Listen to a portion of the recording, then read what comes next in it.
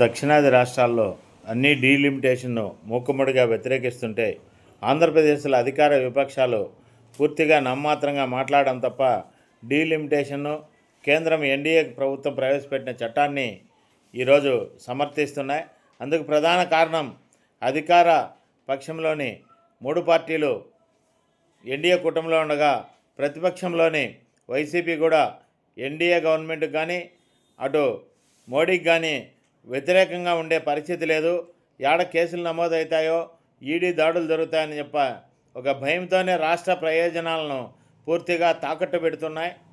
ఈ తాకట్టు కారణంగానే ఈ విభజిత ఆంధ్రప్రదేశ్ డెవలప్మెంట్ కంటే కూడా మరింత వెనుకబడిపోతూ ఉంది. మిగిలిన రాష్ట్రాలతో పోల్చుకుంటే ఈ డెవలప్మెంట్ దెబ్బతినడానికి కారణమవుతోంది. ఈ రాజకీయ స్వార్థ ప్రయోజనాల కోసం తప్ప మరో విధంగా వీళ్ళెవరూ మాట్లాడడం లేదు.